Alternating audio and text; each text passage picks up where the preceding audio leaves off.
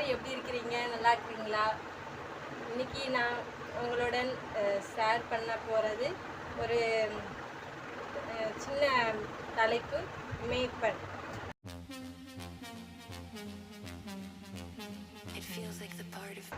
நம்ம ஒவ்வொருவருக்கும்னா பைபிள் கையில் இருக்கிறவங்களுக்கும் பைபிள் கையில் இல்லாதவங்களுக்கும் தெரிந்த சங்கீதம். அது எப்படி சொல்கிறேன்னா, சிறியவர்கள் முதல் பெரியவர்கள் வரைக்கும் எல்லாருக்குமே தெரிந்த சங்கீதம் 23. கர்த்தர் என் மேய்ப்பராய் இருக்கிறார், நான் தாழ்ச்சி அடையேன். The Lord is my shepherd, I shall not be in want. இந்த வசனம் எல்லாருக்குமே தெரிஞ்சது, பிடித்தமான வசனம். இதைதான் பகிர்ந்து கொள்ள ஆசைப்படுகிறேன். மேய்ப்பன்னா ஆடுகளை மேய்க்கிறவர் மேய்ப்பன் என்று அழைக்கிறோம். தாவீது ராஜா ஆடு மேய்க்கிறவனாக இருந்தான். பின்புதான் தாவீது ராஜாவாக கர்த்தரால் தேர்ந்தெடுக்கப்பட்டார். இப்போ அந்த மேய்ப்பன் ஆடுகளை மேய்க்க வேண்டும்னா அந்த நிறைய ப்ராசஸ் இருக்குது. அந்த ஃபஸ்ட்டு மந்தையில் இருப்பாங்க, ஆடுகள்லாம் மந்தையில் இருக்கும். காலையில் எழுந்தோடனே அந்த ஆடுகளை நம்ம மேயதுக்கு கொண்டு போகணும். கொண்டு போய் அதுக்கு என்ன தேவை, புல்லுன்னா புல்வெளியில் அவங்களுக்கு போய் அங்கே சாப்பாடு அந்த புல்வெளிகளில் மேய விடணும். அப்புறம் தண்ணி வேணும்னா தண்ணி இருக்கிற இடத்துல மேய விடணும். அப்புறம்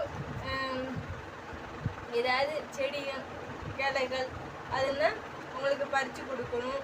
தேவைகளை அப்படி அந்த நாள் முழுவதும் அப்படியே அவங்களோட கூடயே இருக்கணும். மேய்ப்பன் கூட இல்லைன்னா அங்கே ஒரு ஆபத்து உண்டாகும். அதனால மேய்ப்பன் எப்பொழுதுமே ஆடுகள் கூடயே இருக்கணும். ஆடு எங்கேயும் போயிடக்கூடாது, வெளி தப்பி போயிடக்கூடாது சொல்லி அதை பத்திரமாக பாதுகாக்க வேண்டும் அந்த மேய்ப்பனுடைய இது. அப்புறம் திரும்பியும் இந்த நாள் முழுவதும் அப்படி மேய்த்துட்டு திரும்பியும் அந்த மந்தையில் உள்ள ஆடுகளை எல்லாம் வச்சியும் கூட்டிகிட்டு அந்த மந்தையில் சேர்க்கணும். அதுதான் ஒவ்வொரு நாளும் ஆடு மேய்க்கக்கூடிய வேலை. அப்போ என்னென்ன காரியங்கள்னு பார்த்தோம்னா, மேய்ப்பனுடைய செயல்கள் அல்லது காரியங்கள் என்னென்ன இப்போ நம்ம பார்த்துட்டோம். ஒரு தடவை சொல்கிறேன். ஆடுகளின் தேவைகளை சந்தித்தல் 1. 2வது தேற்றப்பட வேண்டும். 3வது வழி நடத்தப்பட வேண்டும். 4வது பாதுகாக்கப்பட வேண்டும். 5வது காயங்களுக்கு எண்ணெய் பூசப்பட வேண்டும். 5வது நன்மையான யாவையும் அதுக்கு கொடுக்கப்பட வேண்டும்.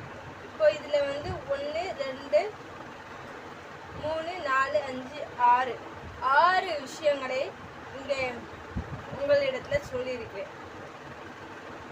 ஆடுகளின் தேவைகளை சந்தித்தல், அந்த இதுக்கு உணவு எல்லாமே நம்ம கொடுக்குறோம், தண்ணி அதெல்லாம் எல்லாமே கொடுக்குறோம்.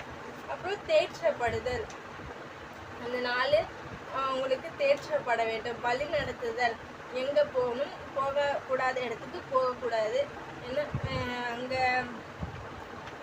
எங்கே ஸ்மூத்தாக நல்லா எல்லாருக்கும் வசதியாக இருக்குதோ அந்த இடத்துல வழி நடத்தப்படணும். அப்புறம் பாதுகாக்கப்படுதல், எந்த மிருகங்களும் வந்தாலும் அந்த மிருகங்களுக்கு இவங்களை பாதுகாத்து கொள்ளணும். அப்புறம் காயங்களுக்கு எண்ணெய் பூசுதல். இப்போ ஆடுக்கு எதுக்கோ காயம் பட்டுச்சுன்னா அதுக்கு நம்ம பார்க்கணும். பார்த்து காயத்தை சரி அதை பார்த்து அதுக்கு எண்ணெய் பூசி அதுக்கு மருந்து தடவி கட்டி அதை பராமரிக்கணும். அப்புறம் நன்மையான யாவையும் தருதல், அதுக்கு வேறு என்னெல்லாம் தேவையோ அது எல்லாமே அதுக்கு பூர்த்தி செய்யணும். அதுதான் மேய்ப்பனுடைய செயல்கள், காரியங்கள். சரிங்களா? அப்போ மேய்ப்பன் இந்த காரியங்கள் எல்லாமே அது செய்யணும். இன்றைக்கு நம்மளுடைய மத்தியில் போதகர் ஒரு மேய்ப்பர் நம்மளுக்கு கொடுக்கப்பட்டிருக்கு. தலைவர்கள் பெரியவர்கள் ஆலோசனை கொடுக்குறவங்க எல்லாருமே டீச்சர்ஸ் எல்லாருமே மேய்ப்பர்கள். அவர்கள் வந்து சொல்லுகிறது, அவர்கள் செய்கிறது எல்லாமே நம்மளை வந்து நடத்துதல் எல்லாத்துக்கும் அது சமமானது. அப்போ மேய்ப்பர்களுக்கு இந்த காரியங்களை சொல்லலாம். மந்தை நம்ம தான் ஆடுகள், மேய்ப்பன் போதகர்.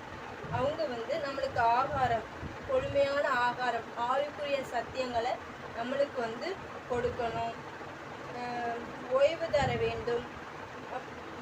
அப்புறம் வந்து சரியான பாதையில் நடத்த வேண்டும்.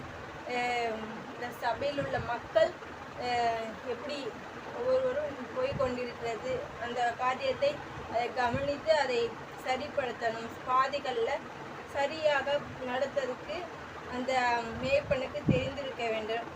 ஆபத்துகளில் பாதுகாக்க வேண்டும், ஆபத்து நாட்களில் பாதுகாக்க வேண்டும். சபையில் என்ன ஆபத்து பிரச்சனைகள் என்ன, இப்போ வந்து பிரச்சனையே அதிகமாக இருக்குது. அந்த பிரச்சனையை எப்படி இந்த வராமல் பாதுகாக்கணும், ஆபத்துகள் வராமல் பாதுகாக்கணும் அப்படி என்பது மேய்ப்பனுக்கு தெரிந்திருக்க வேண்டும். மேய்ப்பனுடைய செயல்கள் இதெல்லாம். அப்புறம் பாராட்டுக்கள், வெகுமதிகள் அளிக்க வேண்டும். போதகராக இருக்கிறவங்க பாராட்டுக்கள் அளிக்கணும், வெகுமதிகள் அளிக்கணும். வாயில் நம்ம சொற்கள் எல்லாமே அவங்களுக்கு ஒரு அந்த அது மூலமாக அவங்க வந்து ஒரு சந்தோஷம், மகிழ்ச்சி அடையணும். நன்மையும் கிருபையும் அவங்களுக்கு கிடைக்கணும். அது மூலமாக நம்ம செய்கிற ஒவ்வொரு இந்த பாராட்டுக்கள் வெகுமதிகள் அளிக்கும் பொழுதே அவங்களுக்கு அந்த நன்மை கிருபைகள் அவங்களுக்கு கிடைக்கணும் அது மூலமாக. அப்புறம் வந்து மந்தைகள் வந்து விழுந்து விடாதபடிக்கு பாதுகாக்க வேண்டும். நிறைய பேர் நல்லா வாலிப வரைக்கும் பிள்ளைகள் வந்து ஒழுங்காக வருவாங்க, சர்ச்சைக்கு வருவாங்க. அதுக்கப்புறம் ஒரு கேப்பு விட்டுருவாங்க. அந்த மக்களையும் நம்ம வந்து கண்காணிக்க வேண்டும். போதகராக இருக்கிறவங்க கண்காணிக்க வேண்டும்.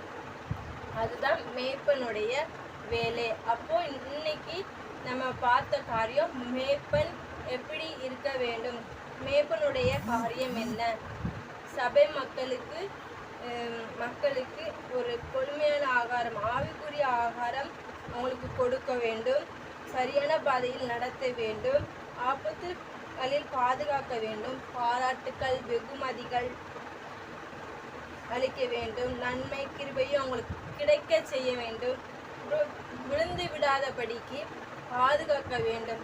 இதையெல்லாம் இந்த நாட்களில் போதகருக்குள்ள அவங்களுடைய கடமையாக இருக்கிறது. இப்போ மேய்ப்பன் அது எனக்கும் இந்த காரியம் பொருந்தும். அப்போ நானும்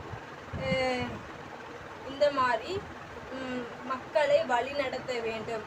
இதை வழி நடத்த வேண்டும் என்றால் ஆண்டவருடைய உதவி ஒத்தாசை எனக்கு வேணும், மேய்ப்பனுக்கு வேணும், போதகர்களுக்கு வேணும். அப்போ ஆண்டவரிடத்திலே ஒத்தாசையை அணுக வேண்டும். நம்ம அணுகுனாதான் நம்ம அவர்களுடைய தேவைகளுக்கு நாம் இதை வந்து சரி செய்ய முடியும். அவர்கள் நம்மகிட்ட வந்து கேட்கும் பொழுது அதை நம்ம கொடுக்க முடியும். அப்போ மேய்ப்பனாகிய கடமையை நாம் ஒழுங்காக செய்ய வேண்டும். நன்றி. மீண்டும் அடுத்த வீடியோவில் நாம் சந்திக்கலாம். God bless you.